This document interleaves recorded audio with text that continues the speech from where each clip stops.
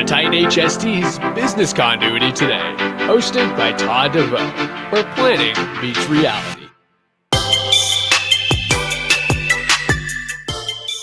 Hi, and I'm Todd DeVoe, and I've been involved in responding to emergencies and disasters well since 1989.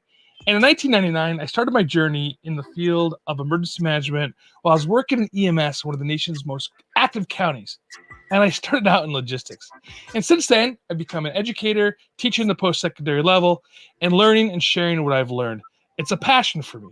So welcome to Business Continuity Today, where we will continue to learn together. And today we're talking about emergency management and resilience in a post-COVID world.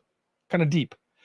Emergency management and resilience are key concepts and functions vital to the mitigation of risks and hazards and reducing the impacts of disasters. See, leaders within emergency management and resilient domains play a critical role in leading the organization and its staff and partners in achieving these goals of risk mitigation and disaster impact reduction. See, we're exploring the skills and competencies that emergency management and resilient leaders need to collaborate and deal with emergencies and disasters today in the post-COVID world. Crisis, emergency, and business continuity management practitioners must really understand the necessary skill set and competencies identified by academics and professional researchers. We must learn and embrace the best practices of emergency management and resilient professionals from the past and of today. So let's take a deeper dive into the critical skills and competencies needed to effectively mitigate, prepare for, respond to, and recover from disasters. See, communities across the United States and the worldwide face increased threats of natural hazards and technical hazards, in part due to the effects of climate change and environmental degradation. Simultaneously, development and changes in the built and natural environments have made more and more people vulnerable to hazards. So, for example, shoreline development and urbanization along the coast have put a larger portions of the populations vulnerable to coastal hazards such as hurricanes and tsunamis. See, there's a collision of growing risks and increased vulnerability that leads to more severe emergencies and disasters. See, given the increased risk, vulnerabilities, and consequences of hazards that we face today, emergency management's role and visibility are evident, and the public's expectations are now higher and higher. There's an expectation of effective emergency management leadership before, during, and after emergencies or disasters. Research and practice underscore the need for effective emergency management leadership across the 4 stages of emergency management to safeguard lives, mitigate damages and losses, and maintain community and well-being.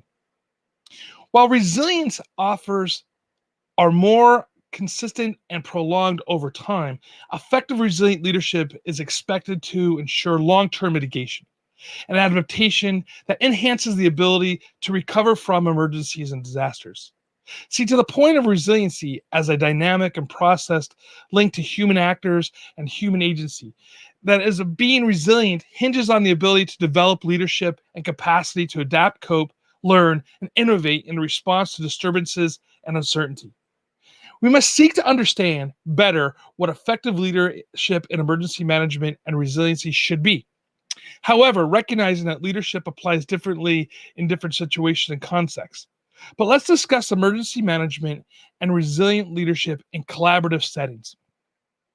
In terms of emergencies and disasters, emergency managers must collaborate with many actors and groups from across the whole community.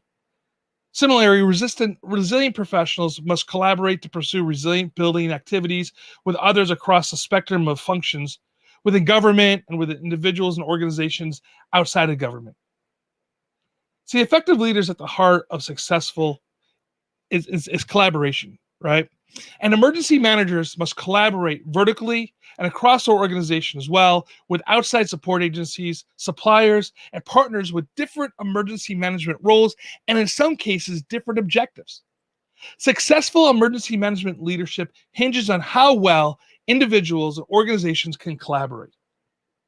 The collaborative approach to emergencies and disasters are challenging because the effectiveness hinges on the successful integration of efforts across partners in the collaboration. Collaboration calls for strong leadership and shared, but at the same time, it calls for shared leadership. In an environment where power, authority, and responsibility do not rest in one organization or even with one person, at times making a decision can be challenging. See, one person or one department cannot make unilateral decisions, and this is because of this bifurcation of the power structure. So you need to establish trusting relationships, reaching consensus, and building team spirit, and ensuring mutual understanding is vital for successful collaboration. We've looked at the core competencies for emergency managers and how they are organized in past episodes of Business Continuity Today. However, I want to take a deeper look. Well, maybe not quite a deeper look. Let's take a quick look at how we can break these competencies into two areas that we really must focus on. One is the intra-organizational competencies, and this includes organizational management, technical competency, and comprehensive and supported decision making. And then there's the inter-organizational competencies, such as related to those of relationship, networking, coordination, and collaboration.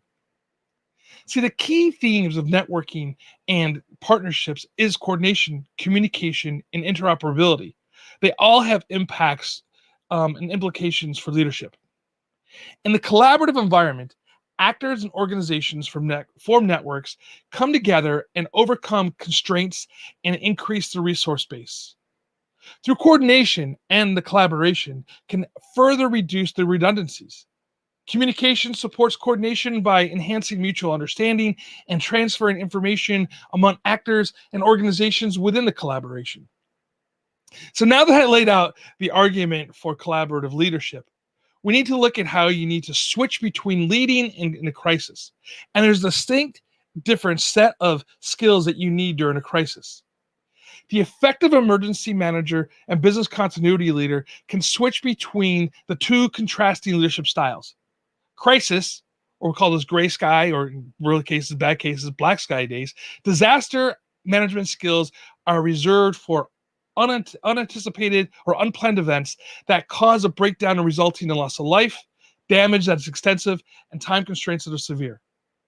See, crisis management builds on the arguments of emergency management, right? And here are a list of some crisis management traits and skills and behaviors relevant for leadership in the collaborative setting, such as flexibility, social skills, adapting to social issues, communication skills, articulating the mission and vision, and analytical skills as well. And there's a willingness and a need to assume responsibility that's set in that crisis leadership aspect of it. During a crisis, you need to have basic solid leadership and decisions making a component. It needs to be the dominant mode for the crisis manager. Rather than consultative and process oriented and transformational leadership, which does not really work well during a crisis. During a crisis, leaders selectively adopt practices from emergency management. Therefore, emergency management leadership practices are still very relevant for the crisis management. So now, what is leadership in resilience? Emergency management is established function within the public sector and as a profession. Resilience leadership, however, it's an emerging domain. In recent years, local and state governments have established resilience positions and hired chief resilient officers, resilient strategists, and resilient planners, and resilient analysts. The emergence of the resilient officer is relevant to leadership in the collaborative settings. And in some cities, they're using this position, and they have placed the position outside of the Office of Emergency Management. So it's really two silos that have been created. The incumbent's role is a hybrid position, focusing on economic development, sustainability development, and land use issues. So the resilient officer leadership skills, they include a couple different things.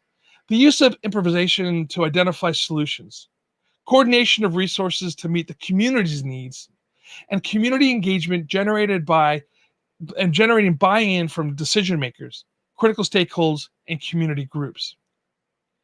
And they focus more on endurance and emphasize on long-term solutions. So looking at the CRO through the lens of emergency management, resilient leadership can be a crossover in each discipline. And these skills include several sets of competencies, including, again, flexibility, the ability to adapt to issues, to allow for improvisation, coordination, persuasive communications, and to increase support and buy-in, and strategic thinking for those long-term focuses.